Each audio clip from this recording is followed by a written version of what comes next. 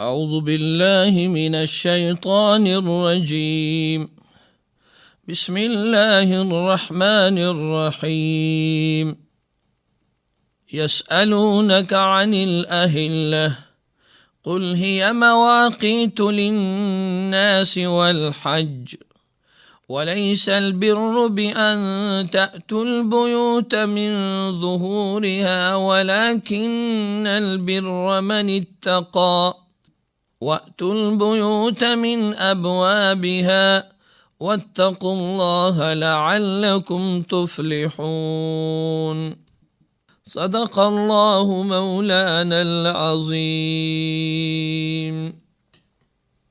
آیت کریمہ کا ترجمہ۔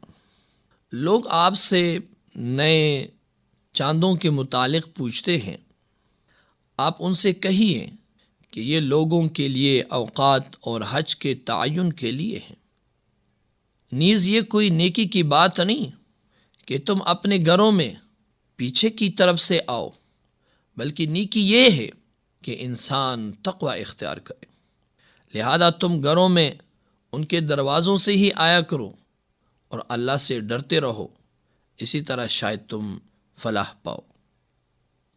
سامعین کرام، آج کا ہمارا یہ درس آیت نمبر 189 پر مشتمل ہے۔ اس آیت مبارکہ میں ایک سائل نے یہ سوال کیا تھا کہ چاند کیسے بڑھتا ہے اور گھٹتا کیسے، اور اس کی شکلیں کیوں بدلتی رہتی ہیں، یہ سوال کیا گیا۔ مفسرین فرماتے ہیں کہ یہ چونکہ علم ہیئت کا ایک پیچیدہ مسئلہ ہے کہ عام آدمی کی ذہنی سطح سے بلند ہے، اور سب سے بڑھ کر کے انسان کا عملی زندگی اور ہدایت سے اس کا کوئی تعلق نہیں ہے کہ چاند کیسے کم ہوتا ہے اور کیسے بڑھتا ہے۔ اللہ تبارک و تعالیٰ نے، مفسرین فرماتے ہیں کہ اس سوال کے جواب کا رخ اس طرف موڑ دیا ہے۔ سوال تو یہ تھا جو میں نے آپ کو بیان کیا، لیکن جو جواب دیا گیا وہ دیا گیا کہ جس کا انسان کی ہدایت سے اور عملی زندگی سے تعلق ہے، اور فرمایا گیا کہ یہ تمہارے لیے قدرتی جنتری ہے، تم ان چاند کی مختلف شکلوں سے حج کے اوقات بھی معلوم کر سکتے ہو۔ سامعین کرام، یہ بات ذہن میں رکھنی چاہیے کہ وہ احکام جن کا تعلق دن کے اوقات سے ہے، ان کا حساب اور ان کا اندازہ شریعت نے سورج کے ساتھ رکھا ہوا ہے۔ مثال کے طور پر نمازوں کے اوقات ہیں تو فجر کا ایک وقت ہے سورج نکلنے سے پہلے کا، پھر جب سورج کا استوا ہو اور بالکل سر پر آ جائے تو زوال جیسے شروع ہوتا ہے تو ظہر کا وقت شروع ہوتا ہے، پھر جیسے ہی سورج غروب کے قریب پہنچتا ہے اور اس کی روشنی مدھم پڑ جاتی ہے تو عصر کا وقت شروع ہوتا ہے، اور جیسے ہی سورج ڈوب جاتا ہے تو مغرب کا وقت شروع ہوتا ہے، اور جب رات شروع ہو جاتی ہے تو عشاء کا وقت شروع ہوتا ہے۔ تو دن کے اوقات کے ساتھ جو احکام شرعیہ اس کے ساتھ وابستہ ہے وہ سورج کے ساتھ سورج کے گرد گھومتے ہیں۔ اسی طرح روزہ ہے تو روزے کے اوقات بھی سحری اور افطاری کے جو اوقات ہیں وہ سورج کے حساب سے ہیں کہ صبح صادق نکلنے سے پہلے تک آپ کا پی سکتے ہیں، اور جیسے صبح صادق نکلے روشنی کے آثار شروع ہو تو اس وقت سے روزہ شروع ہو جاتا ہے، اور جیسے ہی سورج غروب ہو تو غروب ہوتے ہی اور رات کے آثار شروع ہوتے ہی روزے کا وقت ختم ہوتا ہے، اب کھا پی سکتے۔ اسی طرح سامعین کرام، جو دنوں کا شمار ہے وہ بھی سورج کے حساب سے ہے۔ ایک دن، 2 دن، پھر ہفتہ ہو جاتا ہے، پھر ہم مہینہ شمار کرتے ہیں، تو یہ بھی سورج کے ساتھ تعلق رکھتا ہے۔ لیکن جب اس کی تعداد ایک مہینے تک پہنچتی ہے، یا اس کی تعداد جب آپ شمار مہینے سے زیادہ کرتے ہیں، تو مدت کا جو شمار ہے وہ چاند کے حساب سے پھر لگایا جائے گا۔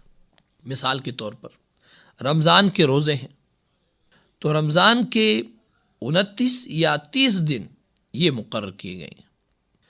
مہینہ 30 دن کا بھی ہوتا ہے اور 29 دن کا بھی ہوتا ہے، لہذا حکم یہ ہے کہ جب آپ چاند دیکھیں تو روزہ رکھو، اور جب شوال کا چاند نظر آئے، خواہ آپ کے 29 دن ہوئے ہوں یا 30 دن مکمل ہو چکے ہوں، رمضان کا مہینہ مکمل ہو۔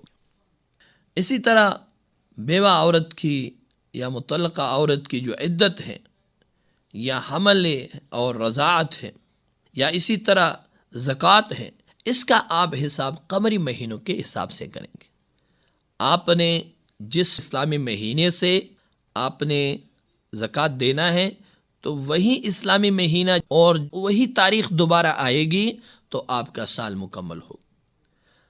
اگرچہ جس تاریخ کو آپ نے شمسی حساب سے رکھا ہے وہ تاریخ ابھی نہیں پہنچی، لیکن قمری حساب سے وہ تاریخ پہنچے تو آپ کا سال مکمل ہو۔ لہذا جو کام دن کے اوقات میں ہے، دن کے حساب سے ہے، اس کا حساب سورج کے ساتھ ہے، اور جو احکام مہینے کے ساتھ یا سال کے ساتھ متعلق ہیں اس کا حساب شریعت نے چاند کے اور قمر کے حساب سے رکھا ہے۔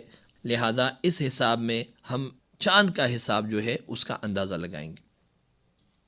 اس سے یہ سامعین کرام معلوم ہوا کہ حقیقی اور قدرتی تقویم قمری ہی ہے، اور یہی مواقیت للناس کا مطلب ہے۔ رہے حج کے اوقات تو وہ ماہ شوال، ذی قعدہ اور ذی الحجہ کے 10 دن ہیں۔ سامعین کرام، اس آیت میں جاہلیت کے دور کا ایک طریقہ ذکر کیا گیا ہے۔ دستور یہ تھا، جو مفسرین بیان کرتے ہیں، کہ جب حج کا احرام باندھنے کے بعد اگر کسی کو واپس گھر آ کر کوئی ضروری چیز لینی ہے اور گھر آنا ضروری پڑ گیا، یا اسی طرح حج کر کے واپس آ پہنچا ہے، تو واپسی کے بعد یہ لوگ گھر کے دروازے کی بجائے پچھلی دیوار سے یا کھڑکی سے گھر میں داخل ہوتے تھے اور اسے نیکی کا کام سمجھتے تھے۔ حضرت برہ فرماتے ہیں کہ یہ آیت ہم انصاری لوگوں کے حق میں نازل ہوئی ہیں۔ جب حج کر کے ہم لوگ واپس آتے تھے تو دروازوں سے نہ آتے تھے، بلکہ پچھلی طرف سے ہم اپنے گھروں میں داخل ہوتے تھے۔ ایک دفعہ ایک انصاری دروازے سے اندر آیا تو سب لوگ اسے ملامت کرنے لگے، تب یہ آیت مبارک نازل ہوئی۔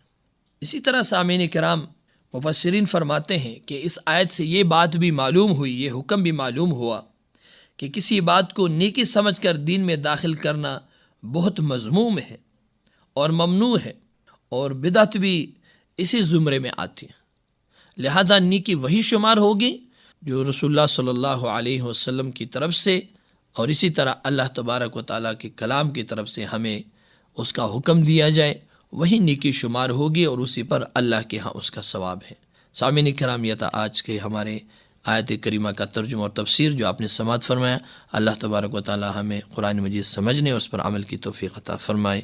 وآخر دعوانا ان الحمد للہ رب العالمین۔